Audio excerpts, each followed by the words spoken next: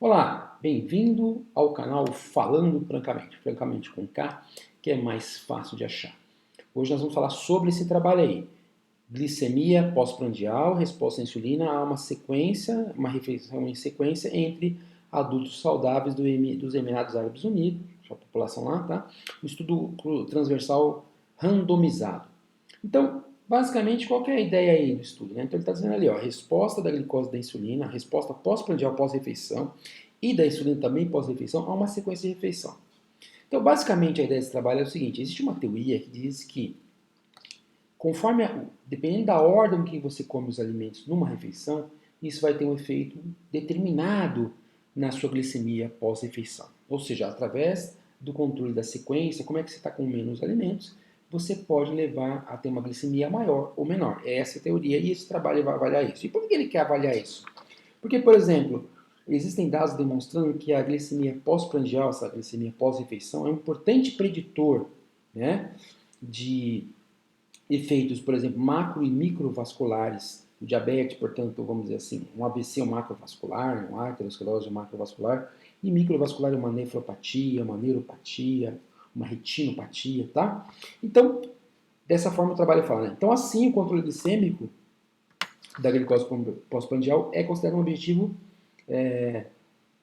importante do diabetes tipo 2, porque pode atrasar as ocorrências do diabetes tipo 2. Então, sabendo dessa relação dessa capacidade da glicemia pós-exercício influenciar, ou ser um preditor de o que vai acontecer lá na frente do diabetes mellitus, então, em teoria, se eu controlar através de alguma forma essa glicemia pós-exercício, eu posso, por exemplo, atrapalhar o desenvolvimento, ou atrasar o desenvolvimento da doença, tá? Os fatores de risco dela.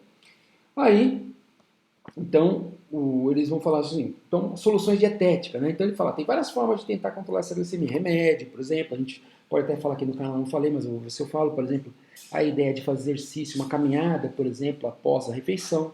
Mas aqui a ideia é falar das soluções dietéticas, nutricionais, né? Então, a ideia é que se você pensar, normalmente, quando você pensa em solução dietética, você se preocupa com a quantidade e quantidade de carboidratos como uma principal estratégia para controlar a glicemia pós-prandial. Então, por exemplo, colocar mais fibra, menos fibra, uma quantidade, mais quantidade. Mas ele fala, olha, outros macronutrientes também faz parte. Então, a ideia aqui é isso, a gente testar uma refeição.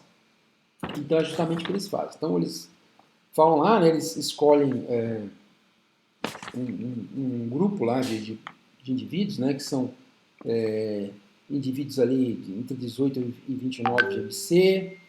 Ele fala que são, se não me engano, quanto ele fala, acho que são 11 indivíduos, ou 18 indivíduos, tá? 18 indivíduos. E aí, aqui, então ele faz, olha que interessante, o legal achei legal o bacaninho, ó, o desenho experimental. Então ele faz uma refeição, tá? Então essa refeição aqui tem filé, peito de frango grelhado, tem salada, tem arroz, né? Tem um arroz deles lá, alface, tomate, pepino, salada com molho lá, um molho de salada com limão, oliva e tal, água. E aí tem os componentes aqui da refeição, você pode ver, né? Então, total de 54 gramas ali de carboidrato, 34 de proteína e 8 de gordura. Mas essa é a refeição. E o que é interessante é que o que ele faz com essa refeição? Basicamente, eles fazem o seguinte, eles fornecem tudo de uma vez só. Então, eles pegam lá os indivíduos, né? Então, os 8 participantes. Então, eles selecionam os participantes, recrutam os participantes, dividem em dois grupos esses participantes, mas dois grupos de que maneira? Primeiro, 9 vão fazer uma refeição e 9 vão fazer a outra. Então, vamos supor que uma parte dos 9 fizeram o quê? A refeição padrão. O que é a refeição padrão? Consumir esses mesmos alimentos todos juntos em 10 minutos. Dentro de 15 minutos, tá ok? Dentro de 15 minutos. E aí, o grupo que fez isso esperaria entre 7 e 10 dias, depois ia fazer a mesma refeição, só que agora numa ordem diferente. Que ordem diferente? Primeiro comendo os vegetais e o frango, dentro de 10 minutos, espera mais 10 minutos e come o carboidrato. Então, olha só. Então, vamos supor que 9 caras aqui foram selecionados. Esses 9, nesse caso aqui, eles consumiram primeiro a refeição tudo junto, tá? E avaliou lá insulina, glicose, fome e tudo mais. 10 dias depois, entre 7 e 10 dias depois, eles voltam e vão fazer a mesma refeição, com os mesmos nutrientes, mesma coisa, mesma caloria, tudo. Porém, a ordem vai ser diferente, não vai ser tudo junto. vai ser primeiro vegetal e proteína, eles comem isso em 10 minutos. Passa 10 minutos de intervalo, aí eles comem o restante da refeição, que é o carboidrato. E claro que os outros 9 fizeram o procedimento oposto, que é o quê? Refeição de vegetais, né? Primeiro. Então, a refeição padrão. Então, olha que tal o desenho aqui. Como eu falei, esse grupo aqui, primeiro fez a refeição tudo junto, depois passou 7 a 10 dias, eles fizeram a refeição aqui de vegetais e proteínas nessa ordem, né? Vegetal e proteína primeiro, 10 minutos comendo 10 minutos, 10 minutos de pausa e o carboidrato por último. O grupo que tinha, por outro lado, feito o carboidrato e a proteína primeiro, depois de 7 a 10 dias fez a refeição tudo junto. Por isso que chamam um estudo randomizado, aqueles randomizados participantes, né, transversal. Os próprios participantes fizeram as duas coisas, tá ok? E aqui está o que eles fizeram.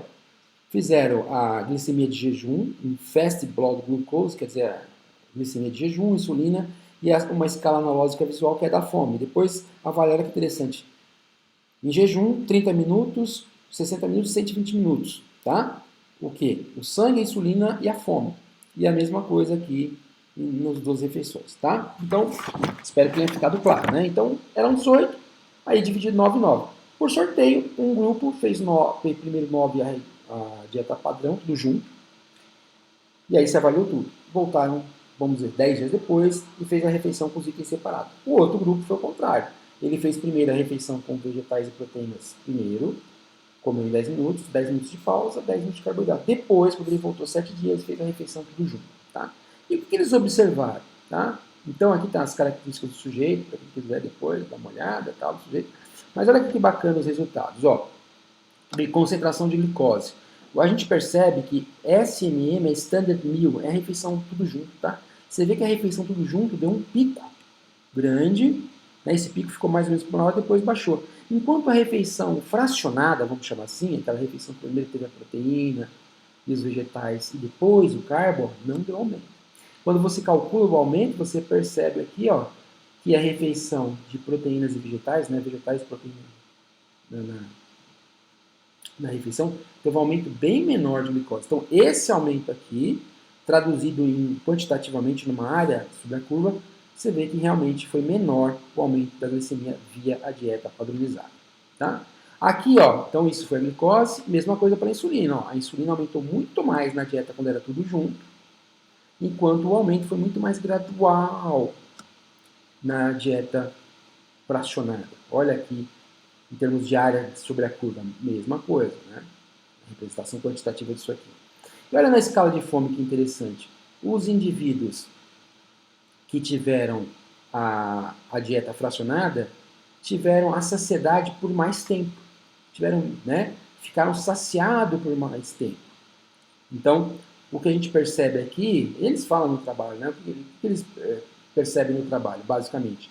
Que sim, quando você fraciona a refeição, então, olha que interessante, uma mesma refeição, mesmo conteúdo calórico, se você comer ela tudo junto, tem um efeito na glicemia, na glicose e na fome.